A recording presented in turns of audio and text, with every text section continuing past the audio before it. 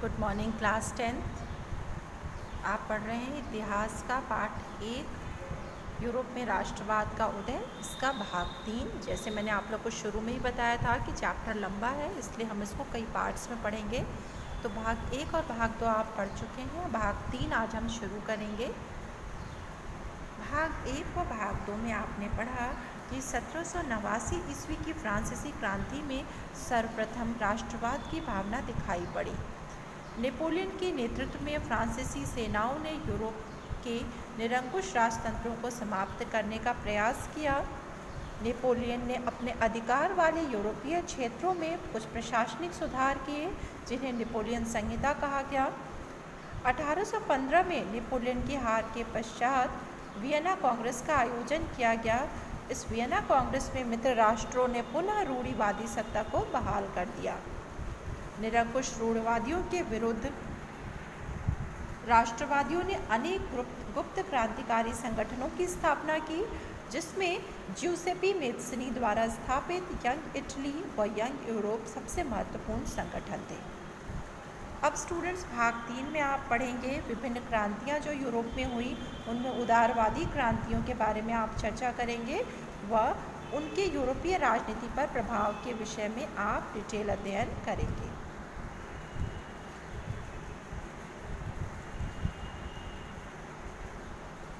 Europe में 1830 से 1848 के समय को हम क्रांतियों का युग कहते हैं। रूढ़िवादियों की बढ़ती ताकत व निरंकुश शासन की परिणति विभिन्न क्रांतियों के रूप में हुई। इन क्रांतियों का नेतृत्व उदारवादी राष्ट्रवादियों ने किया, जो शिक्षित मध्यवर्गीय विशिष्ट लोग थे। इनमें प्रोफेसर, स्कूली अध्यापक, क्लर्क और व्यापार वाणिज्य में लगे मध्यवर्गीय लोग शामिल थे। प्रथम विद्रोह फ्रांस में जुलाई 1830 में हुआ। बूर्बो राजा, जिन्हें 1815 के बाद सत्ता में रूढ़िवादियों द्वारा बहाल किया गया था, उन्हें उदारवादी क्रांतिकारियों ने पुनः सत्ता से उखाड़ फेंका। अब फ्रांस में पुनः एक संवैधानिक राजतंत्र स्थापित किया गया, जिसका अध्यक्ष लुई फिलिप था। फ्रांस की जुलाई क्रांति के फलस्वरूप बेल्जियम की राजधानी ब्रुसेल्स में भी विद्रोह भड़क गया, जिसके फलस्वरूप नीदरलैंड्स और यूनाइटेड किंगडम अलग हो गए। 15वीं सदी से यूनान ऑटोमन साम्राज्य का हिस्सा था। यूरोप में क्रांतिकारी राष्ट्रवाद की प्रगति के फलस्वरूप यूनानियों का आज़ादी के लिए संघर्ष 1821 में प्रारंभ हो चुका था। इस घटना ने यूरोप के शिक्षित अभिजात्य वर्ग में राष्ट्रीय भावनाओं का संचार किया और अंततः 1832 की कुस्तुनतुनिया संधि ने यूनान को एक स्वतंत्र राष्ट्र की मान्यता दे दी। अर्थात राष्ट्रवादी भावनाओं ने यूरोप के राजनीतिक परिदृश्य को पूरी तरह से बदलना प्रारंभ कर दिया। बच्चों, जो हम क्रांतियों के बारे में पढ़ रहे हैं, जो राष्ट्रवादी भावनाएं हैं, वो क्रांतियों के साथ साथ कुछ भावनात्मक और सांस्कृतिक गतिविधियों का भी परिणाम थे। रूमानी कल्पना और राष्ट्रीय भावना। राष्ट्रवाद के निर्माण में युद्धों और क्षेत्रीय विस्तार के साथ साथ संस्कृति ने भी महत्वपूर्ण भूमिका निभाई। कला, काव्य, कहानियों, संगीत आदि ने राष्ट्रवादी भावनाओं को गढ़ने व व्यक्त करने में सहयोग दिया। रूमानीवाद क्या है?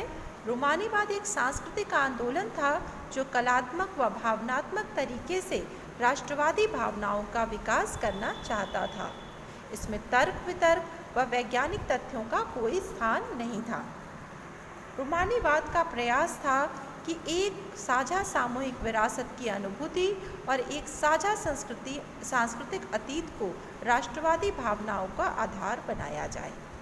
लोकगीतों व जनकाव्यों के माध्यम से आम जनता, विशेष रूप से निरक्षर लोगों में राष्ट्रवादी विचारधारा का तेजी से संचार हुआ। पोलैंड, जिसका बड़ी यूरोपीय शक्तियों रूस, प्रशा व ऑस्ट्रिया ने 18वीं सदी के अंत में विभाजन कर दिया था, वहाँ संगीत व भाषा के जरिए अभी भी लोगों में राष्ट्रीयता की भावना जीवित थी। इसी प्रकार रूसी कब्जे वाले पोलैंड में भी पोलिश भाषा रूसी प्रभुत्व के विरुद्ध संघर्ष के प्रतीक के रूप में देखी जाने लगी। अर्थात जो आम जनता थी उनमें एक भावनात्मक सामूहिकता ने राष्ट्रवादी भावनाओं को और ज़्यादा प्रेरणा दी।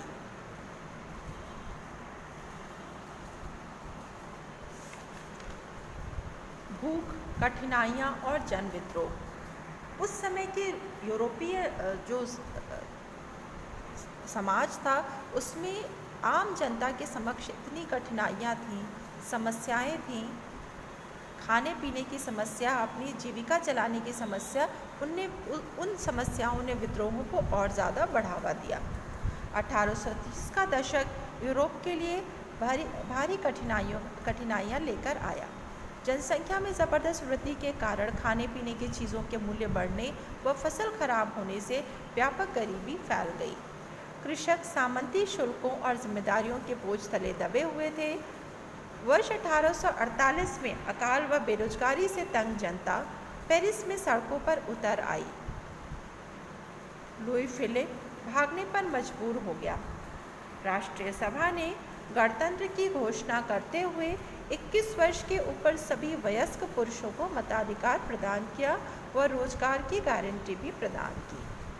इसमें जो मुख्य बात यह है कि जो मताधिकार दिया गया वो पुरुषों तक ही सीमित था, महिलाओं को मताधिकार से वंचित रखा गया था।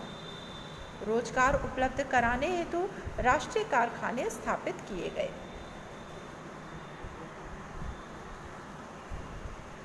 अठारह सौ 1848 की उदारवादियों की क्रांति।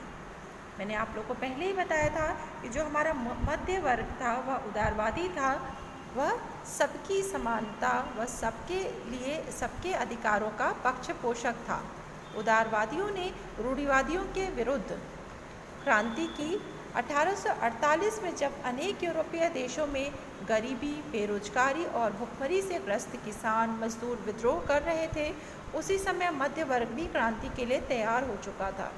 उन्होंने बढ़ते जन असंतोष का फायदा उठाया और राष्ट्र राज्यों के निर्माण की मांगों को आगे बढ़ाया। यह राष्ट्र राज्य संविधान, प्रेस की स्वतंत्रता और संगठन बनाने की आज़ादी जैसे संसदीय सिद्धांतों पर आधारित था। उदारवादी आंदोलनों में महिलाओं को राजनीतिक अधिकार प्रदान करने का मुद्दा विवादास्पद था। हालांकि आंदोलन में बड़ी संख्या में महिलाओं ने सक्रिय रूप से भाग लिया। महिलाओं ने अपने राजनीतिक संगठन स्थापित किए, अखबार शुरू किए व प्रदर्शनों में भाग लिया। फिर भी असेंबली चुनाव के दौरान उन्हें मताधिकार से वंचित रखा गया।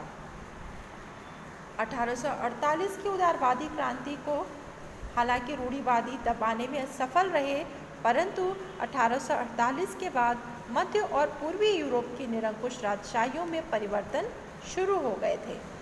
हैब्सबर्ग अधिकार वाले क्षेत्रों और रूस में बहुदासत्व व बंधुआ मजदूरी समाप्त कर दी गई व हंगरी के लोगों को ज़्यादा स्वायत्तता प्रदान की गई। इस प्रकार बच्चों, आपने देखा कि 1830 से 48 के बीच के जो विभिन्न विद्रोह थे उसने यूरोप की राजनीतिक स्थिति को किस प्रकार परिवर्तित किया। अपने अगले जो हमारा वीडियो होगा उसमें हम इटली व जर्मनी के एकीकरण पर चर्चा करेंगे। आज के लिए इतना ही students. Thank you so much.